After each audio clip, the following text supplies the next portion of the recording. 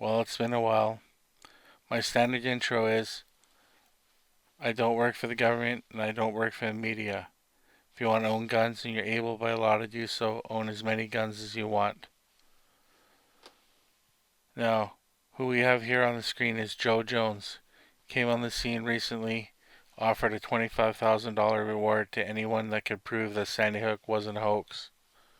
His 15 minutes of fame is pretty much up, and no one is taking him up on his offer.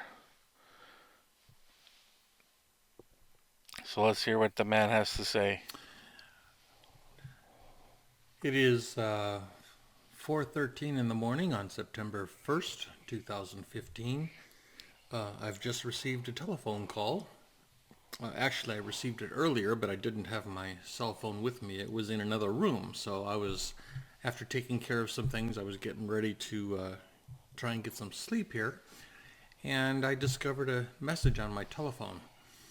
And I just want you to know that Mr. Halbig, yes, it was a real letter. My offer is real, and I don't know when I'm going to be able to make that happen for you. It all depends on the transaction that I mentioned in the email to you, which I'm not going to make public on the internet here because there are so many trolls that will just feed on it like piranhas on a dead carcass in a river or something. But I assure you, my offer is real and it will happen.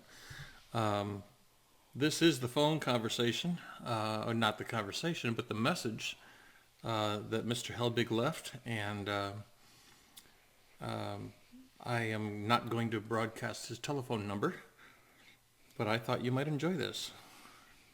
Hi, Joe. My name is Wolfgang Halbig. I just got home from a flight from Dallas, Texas, and I just saw your email. I'm about to fall out of my chair.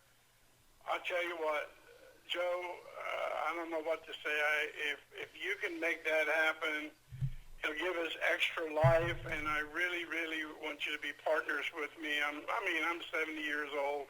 I need all the help and advice that I can get, and you're so much on the right track. Listen, this is the biggest fraud, and I keep saying it. It is the biggest fraud that I've ever seen, and they think they're going to get away with it. And I look forward to talking to you. I just got in. I'm trying to get organized. So if you would, can you call me in the morning if you have time?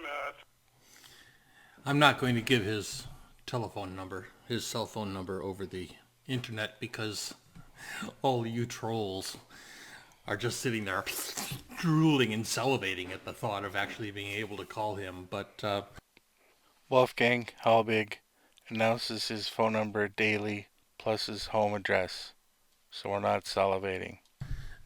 yes, Mr. Halbig, my offer is real, and I will be in touch with you when the transaction that I mentioned in the email does take place. It's good to hear your voice on the phone because that tells me that the address on the website is the correct address to send the check to. He also gives out his web address, so it's another thing that you don't have to worry about publishing. So I will do that at my earliest opportunity. And you can count on it. You have my word because I am a man of my word.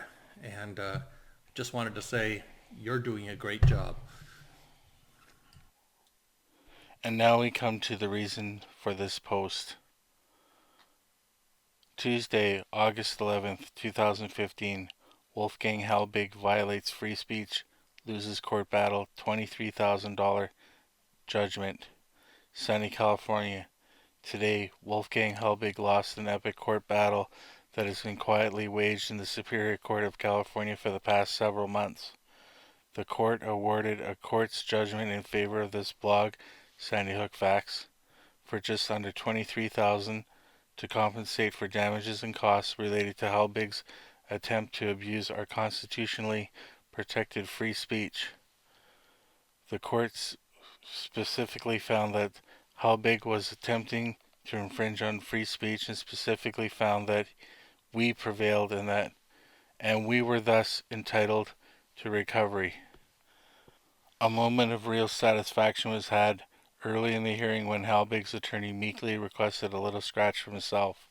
"I'm not awarding you anything," the judge reportedly responded, shutting down Halbig's side right on the spot. Halbig must obviously pay his own attorney fees.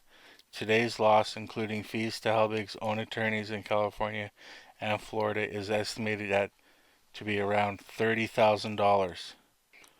Now, I'm not suggesting that Joe Jones' money is going to Wolfgang Halbig's attorney fees and lawsuit, but it just seems a bit of a coincidence that Halbig needs money and Joe Jones is providing that money.